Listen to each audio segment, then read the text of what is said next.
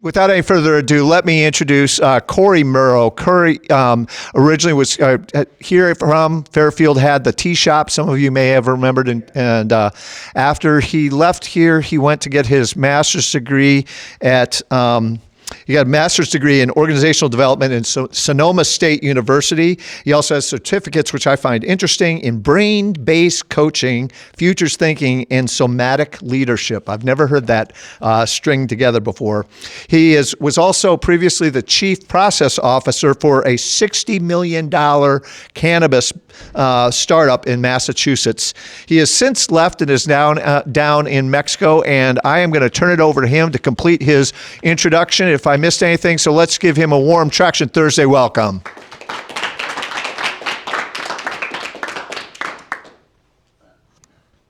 Yeah, thank you. Thank you so much, Alex, for the introduction. Thank you, everybody, for participating in a slightly longer introduction and sharing your insights on the challenges of the entrepreneurial experience. There's definitely so much here that I can relate to. So let's get into it. My presentation today will be in 3 parts. Part 1 is the majority of it. Why is it so hard to be an entrepreneur? That's why I wanted to ask you all about your experience so that I can speak to that. Part 2 is kind of moving away from some high concept ideas like entrepreneurship and talking about real people, like real entrepreneurs. And then part 3 is your part. And if we have some time left, I'd love to be able to open it back up again to others. So let's jump in. Why is it so hard to be an entrepreneur? I did also want to say last time I was here, it was a pleasure to talk to you all, but the context was different. I was sharing some tools. I have these reminders here to kind of give me my prompts instead of having a script to read. This is how I'm going to remember what I'm trying to say to you, and hopefully it'll make it slightly more interesting for you all as well. So I had these tools that I was presenting, tools for startups to attract investment capital and manage the process of soliciting capital and being ready with diligence and all that. But what I'm here to talk to you about today is really exciting. It's a much bigger vision. And I've been an entrepreneur now 4 times in many different shapes and sizes. I have started a business on my own, which actually, no, the first business I started was with a partner, a romantic partner.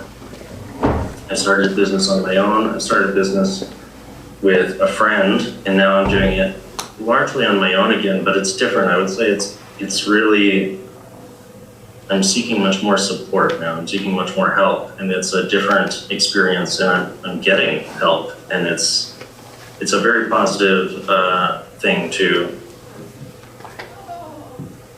feel like, oh, I don't have to do it all alone, and I'm going to be speaking about that. But one thing I realized when I was reflecting back on my experience as an entrepreneur is, although it's my experience as an entrepreneur, and then a lot of my work has been helping other entrepreneurs from inside or from outside, whether I was like an executive at a startup or whether I've been consulting or coaching individuals, is there are 4 aspects to the entrepreneurial experience that I want to speak about, and you'll hit on some of them. But one is this aspect of pretending. There's 2 types of pretending, I think, that a lot of entrepreneurs do. One is pretending that they have things under control, because we kind of need to for our mental health, because if we pay much attention to all the things that we don't have under control, we can easily get overwhelmed. And then we pretend to those around us, even those that we love and that love us, that we're feeling okay when we might be less than okay. And that pretending, which is the first experience here, kind of masking, you might think of it, can lead to minor or major social isolation at times. I mean, the entrepreneurial journey is quite quite challenging, quite demanding, as we saw from what everybody was talking about. And sometimes you just don't have that much energy at the end of the day to go and socialize or to even be as kind as you used to be to your loved one or your family. I think Elliot, I'm not saying Elliot struggles with that at all, but he did mention something about juggling family and being an entrepreneur, and that sounds particularly challenging. There's a experience of overwhelm that I experienced across all of my entrepreneurial ventures. There's just this phenomenon of wearing so many hats. Somebody spoke to like, I make jewelry, but I'm supposed to be doing my budgeting. I'm supposed to be creating a business plan. Yeah, there's just like no end to the amount of responsibility. And nobody's doling it out for you in bite-sized segments and saying, here's your responsibility now for this week. Just focus on this. Like, we're constantly having to figure out how much can we handle? And the pressure is always more. And then the fourth aspect that I realized is hindsight. We are doing so much and we naturally make a lot of mistakes. And so we learn through experience, and a lot of that is normal and natural. But these four aspects of the entrepreneurial experience are very interesting to me. And I've noticed them, again, from inside and outside, like my ventures, but other people's ventures, people that I haven't consulted or worked with, just friends, family. It doesn't seem to matter what the business model is. If you're a solopreneur, if you have a co-founder, if you have a small team, these experiences are also present in those various situations. It also doesn't particularly seem to matter if you're pre-revenue, you have revenue, or you're even profitable. A lot of these experiences persist. So there's no like secret moment when it all goes away and you're just feeling much better. So on my fourth venture, when I thought about going down the same road again, having the same sorts of experiences that I just talked about, I just had this strong visceral reaction of like, I don't think I have it in me to do it like that again. I don't think that I can do that the way I did it before. I'm just not ready to sign up for that again. So I started looking at other jobs, and I didn't spend too much time with that because I realized like, there's still a huge part of me, it's the majority of me that just like needs to create, needs to make, needs to do things kind of on my own terms. And so many jobs, they just want to put you in a narrow kind of frame and be like, just solve this problem and don't make suggestions for other things because we don't have the bandwidth to improve. We just want you to do what we tell you to do. And so I had a business partner at the time that felt very similarly. And we started talking and we started thinking, yeah, there's got to be a way we can do things differently. That's when we came up with these tools. We used the pretext of, well, what do entrepreneurs want? Really, the question that we were asking was, what do a particular subset of entrepreneurs want that are seeking scale?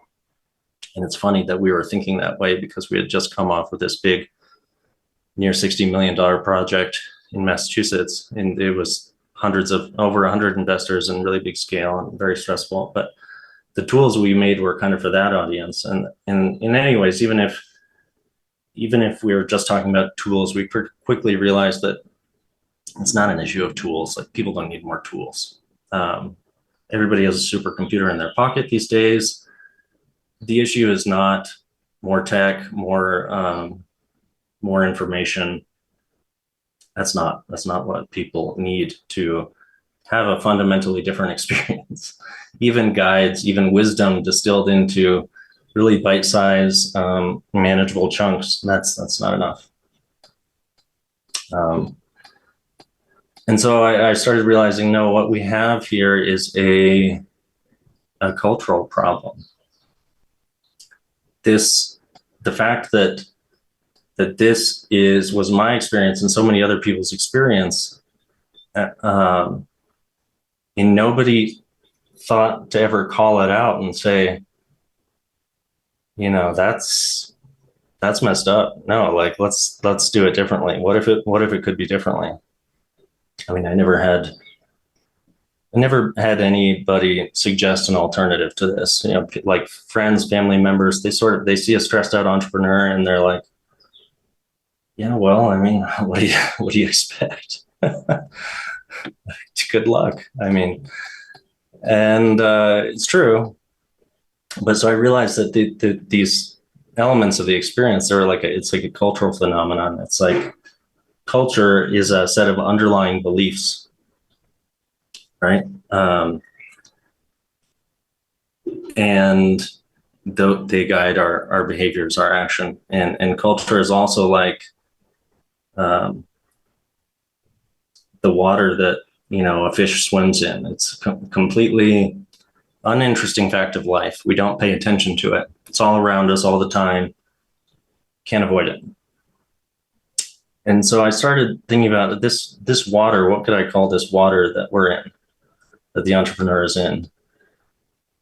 I realized it's really this hero myth of the entrepreneur that we all subconsciously subscribe to. And I'm not talking about like all of the deep insights coming from Joseph Campbell and the hero's journey. There are parts of that, though, that connect to this as well. And what I'm talking about is this idea that we have in our collective subconscious about what it means to be an entrepreneur and what an entrepreneur should be. I think we hold these assumptions, these subconscious beliefs that entrepreneurs are self-made and they are self-reliant, right? And they are kind of foolhardy. They're brave enough and or stupid enough to think that they can do something that has never been done before, by definition, even if it's, yes, people have made jewelry before, but people have never made jewelry in this town and tried to sell it to these people and with this particular price point and this particular aesthetic. There's always something unique about the entrepreneurial experience, and we're all foolhardy enough to think that, well, we can do that, and then it's kind of like normal to expect like the hero to be forged through experience, to learn through the school of hard knocks, and to have superhuman endurance and just get through all of it and to seek the grail. This is something that I'm happy to see so many people in the Midwest like don't have this, but if you've ever talked to some people that are they're an entrepreneur, they work for themselves, they've built a business, they have to juggle all these responsibilities, but they don't call themselves an entrepreneur. They might call themselves, I'm a small business owner, or I have my own practice or something like that, because we associate entrepreneurship with scale, with outside capital, with big impact, and sort of this moonshot kind of unicorn mythology as well. And the problem with all of this is that not only do I see it directly responsible for this type of shared experience, but this entrepreneur myth, sorry, I hope I'm not making people dizzy with all the moving around, but that's how I've designed this presentation. I see that it's a little jumpy on the screen. This entrepreneur myth is not just bad for the individual, but it's also toxic for our economy. It creates this bias for risk, reward, and scale, creates a boom and bust fragility. It creates a concentration of wealth.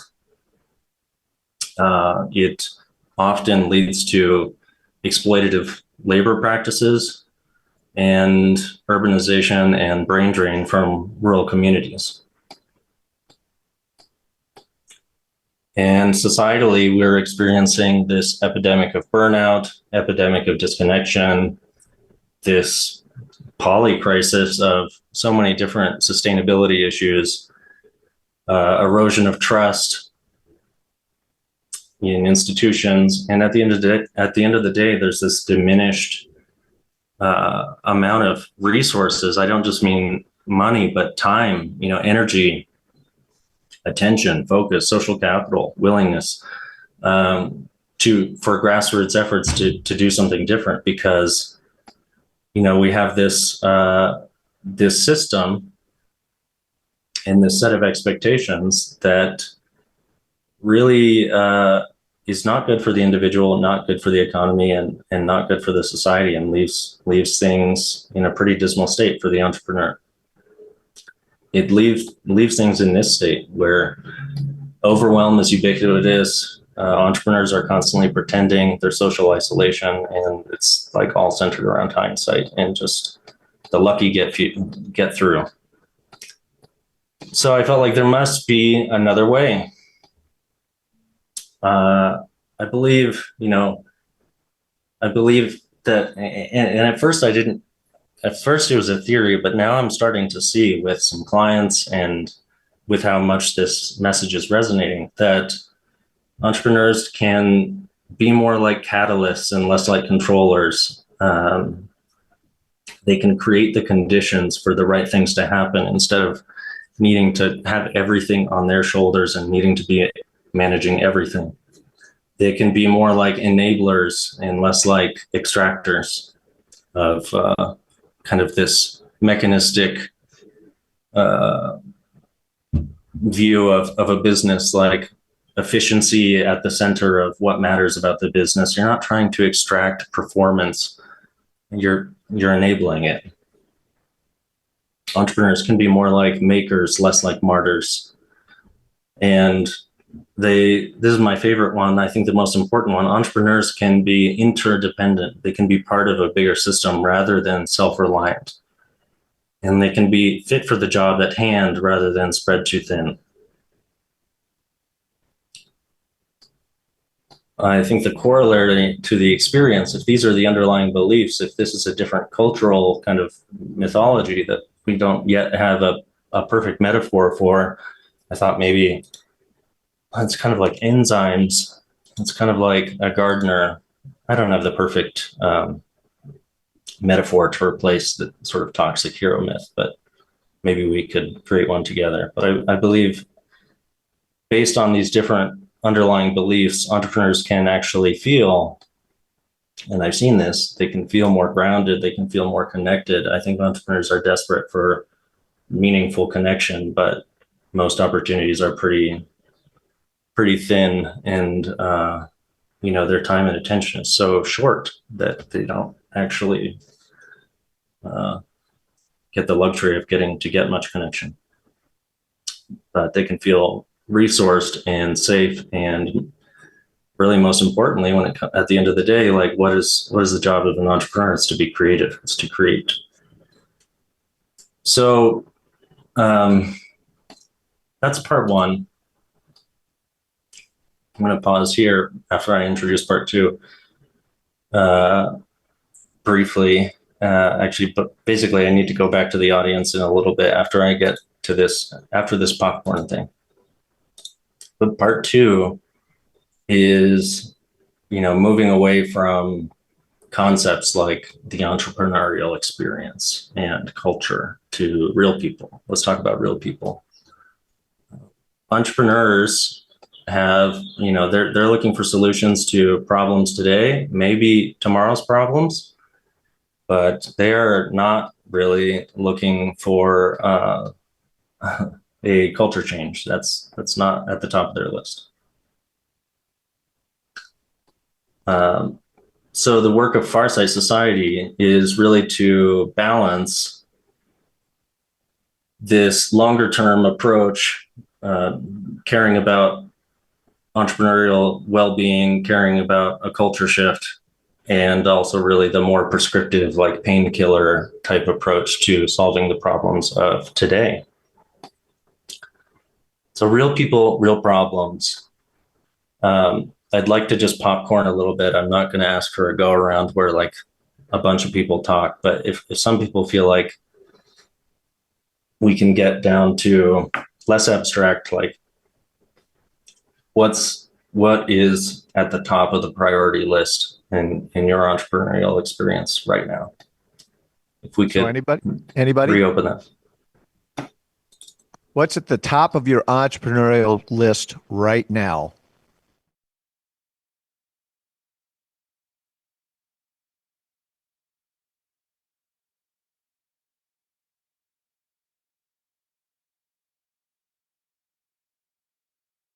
Money for it's very entrepreneurial. What other items are on the top of your list entrepreneurially, which is a hard thing to say? Grow the funnel. Good one. Grow the funnel. Getting commercial office space. Any others? Any others? Paying myself and finding tools. Contracts. Paying yourself? Okay. Or choosing tools, I guess. IP contracts. There we go. Got it. Two more. Marketing and or building a course. Finding best fit for a product in the market. And one last one. Specialize. There you go, Corey. I'm going to turn it back over to you. Awesome. Thank you. Yeah, so this really highlights the here and now, the urgency, the immediacy, understanding what's real for people at the moment. And all that urgency, for me, I'm kind of boiling it down, oversimplifying here, so forgive me, but I think if we can kind of sum it up, it comes down to most entrepreneurs are experiencing extremely limited funds to purchase the things that they need to be able to grow. So that is a pain point that people are living with. They're also living with extremely limited bandwidth. There's so many things they need to put their time and attention on. So that is another pain point. They're usually craving some more revenue. And another piece here is hopefully not just from the clients that take tremendous effort and time and only have middling fit with your brand and your product and are not really going to be the basis for future growth, but they're like the stopgap of short-term income. A lot of entrepreneurs and freelancers are kind of stuck in that, like, delivering to a client that you're not going to be able to grow your business on. And finally, there's this mental health risk, this burnout risk. So these are some generalized pain points. And the solution criteria here for anything that's going to make any difference to entrepreneurs, for them to be able to reach out and actually grab it in the midst of all they're dealing with, it's got to be affordable because we know there's limited capital. It's got to be time efficient because we know there's very limited bandwidth. It's got to actually direct the focus towards what's really going to make a difference and free up some time and provide some more money. So product validation, which is customers reliably buying, using, and recommending your product, the right customers. I think everybody wants a little bit more of that. Even if you have a successful, profitable business, you can still be seeking product validation because you're maybe expanding into a new market or adding a new feature to your product. And whenever you're trying something new and it's not tested, that sort of product validation and the steps to product validation are relevant. And finally, we got to find a way to do this together instead of just everybody kind of looking out for their own back. This is a really hard piece. This is a really important piece, but put a lot of thought and effort into how to make this meaningful. And at the end, I'll tease something that I'd like you all to go view about community. So we're at like 13 minutes to the end of this session now, and that's fine because we're actually right where I want to be.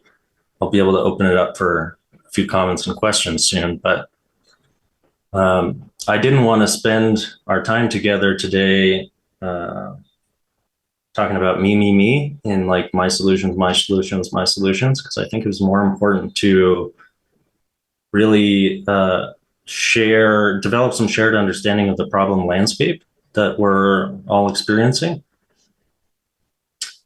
But generally, just to give you a very high level overview, what Farsight Society is doing based on, following these solution criteria and trying to address these pain points is we're offering some events and workshops that are skill building. I look at skill building in two ways. You've got like evergreen skills that are going to be useful for throughout your whole life of being an entrepreneur.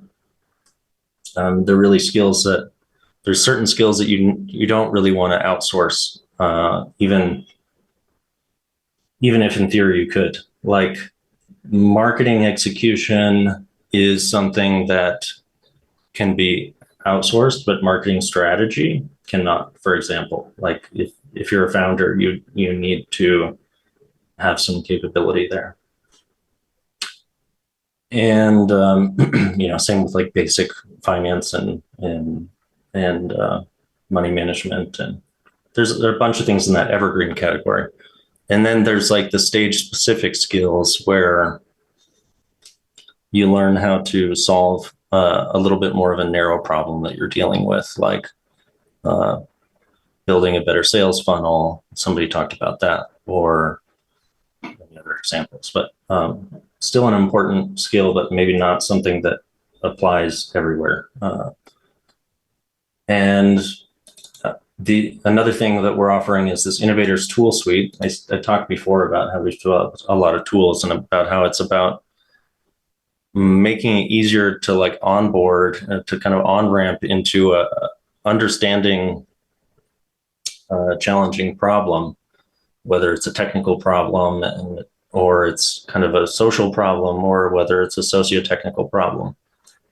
And so there's a number of guides and practical tools like Excel spreadsheets and things like that as well that we've developed. I am also offering one-on-one coaching. I've been doing that for several years, and I took a little pause, but getting back to it feels very rewarding. And you can read on my website what clients have been saying. And then ultimately, there's a membership model that puts us all together and kind of combines different amounts of each of these so that people can feel like they're held, feel like they're supported, kind of not feel like they need to mask or pretend or try and have everything under control, but they can more catalyze and create, and they can not suffer the social isolation. They can not suffer so much overwhelm, and they can build more on foresight rather than hindsight. So your part three, I have 4 asks of this audience, and not everybody's going to do everything, but I'd really like everybody to consider number 1, because you're all people and you all know people.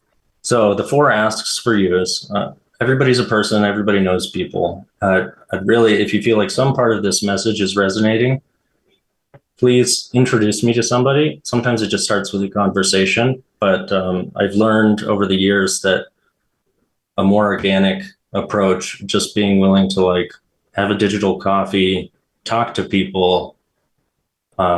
Sometimes we don't know exactly where things are going to lead, but it starts usually with a conversation. So please introduce me to somebody you think that I should know or should know Corey? me. Corey, Yes. could you shrink your screen a little bit? You've kind of, the way the screen's set up here, we can only see, there you go. Perfect. Right there. Thank you. Okay. Great. Number But 2. the online people can't see your screen. It's just black. At least for me. Really? I can see it. And if it's black, can you go in Zoom to to try and scroll around the different kind of people talking, I might not be pinned anymore because here we go. I'm going to pin it. There you go. No. Is it working? No, wait. I'm going to pin this one. We've received some comments where they can see it. So let's Okay. keep going. Number 2 is consider becoming a member. I've got some discounts on membership and events and coaching just for this group, just for Friends of Traction Thursday. Number 3 is try out an event, see for yourself what it's like to come and get some value at one of many different types of events. Again, I don't want to go into all the detail of what's there, but you can find out online. And number 4 is the old like, share, subscribe stuff. Could always use a few more followers and all that, prime the algorithms. But please, right now, my ask would be go to farsightsociety.com/traction. You'll see all these calls to action right there. Even if you just open your phone, go, and you leave this meeting, come back to it maybe and consider it. So I know that I need help. I know that I need as much support as I can get to have the impact that I'm trying to have. And I really am very, very grateful to Bob and to Alex and to everybody at the collab for inviting me back here to talk about this. And that's my presentation. So we've got like 5 minutes left. We've got 5 minutes for questions. We've already got one up. Here you go. Hold on. Hey, Corey. Thank you for the presentation. I saw that you worked with cannabis in Boston. Why did you go into that field specifically? Was it a personal interest or was it just too good of an opportunity at the time? Yeah, I haven't been able to use cannabis since my early 20s because it just makes me like super sensitive to everything. So it's wasn't fascination with that. I was doing some consulting for this business when they were when a VC had just purchased the grow license, and there's very limited grow licenses, very, very competitive market, and it had a particular protected category of license. And so they were not experts in cannabis, but my friend and business partner, on and off business partner, was. And he invited me in to do some consulting for them that worked out well. And that turned into a longer term arrangement where I was internal for a little over 2 years or more. I don't remember, but it was, yeah, like you said, it was just a great opportunity. Okay. Other questions? Other questions? Jordy's got a follow up. Hold on. Hey, Corey, another quick question. I guess when it comes to getting funding and financing, when it comes to women and minority entrepreneurs and business owners, it's been shown that they get less than 5% of all available funding, yet they represent a little more than 40% of ownership. How would you close that gap moving forward? I think it's a really great and big question. How would I close that gap? I feel like I'm a politician or something. No, what is my policy? I don't have a singular response to it, but I do think it comes back to that cultural issue of, unfortunately, our entrepreneurial selection mechanisms have been kind of biased towards, the big disruptive idea with scale that needs a lot of outside capital and is going to give some short-term returns. I think that requires a sort of maybe that connects to a more toxic masculine kind of archetype rather than a nourishing feminine archetype. I'm not sure, but I think we have to be a part of changing that together. Any more questions? Questions? You have 3 minutes. If not, we'll move to community announcements. Community announcements. Anything from the county? No. Bob's going to be looking up. Well, Bob is looking this up, and for you online, EntreFest will take place on June 12th and 13th in the thriving metropolis of Cedar Rapids, Iowa. Right now, if you go to newbo.co and see EntreFest, you can get early bird ticket pricing for $149. 2-day conference, probably a swag bag is involved, and everything entrepreneurial will take place over the course of those 2 days. Something like 45 different speakers, 3 keynotes, and a pitch competition to be announced, which is very exciting. Again, that's June 12th and 13th in Cedar Rapids. Early bird tickets will be on sale through Monday or Tuesday next week. So you better move fast because you know what? The early bird gets the worm. So coming on for next week's presentations. Okay, thank you, Alex. Okay, Corey, fabulous presentation. I think we're going to have a lot of interaction. So next week is pretty exciting. We're going to have Paul Carlson and Jim Stifler. Jim was the Director of Economic Development in Hilliard, Ohio, after a storied career on Wall Street. And for some of you know that we were chosen as one of the 21 smart 21 cities in the world by Intelligent Community Forum. This is the 3rd year we've made it. And so I've asked Paul, who introduced me to it, needled me for a year before I actually worked to get our application done.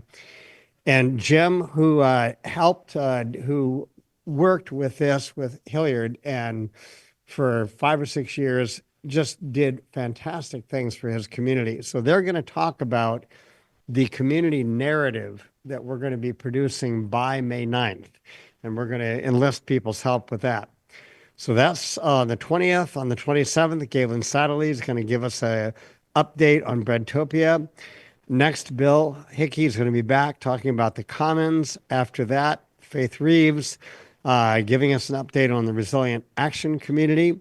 And then a very special one, Jim Engel and Carol Lilly will be here talking about the downtown plan and economic development, the downtown plan that the Iowa Economic Development Authority has done. And then after that, on the 24th of April, our own Terry Baker, how the Convention and Visitors Bureau supports entrepreneurs.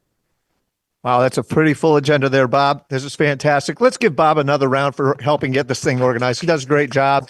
And let's also give it up for Corey Morrow down in Mexico, our international presenter today.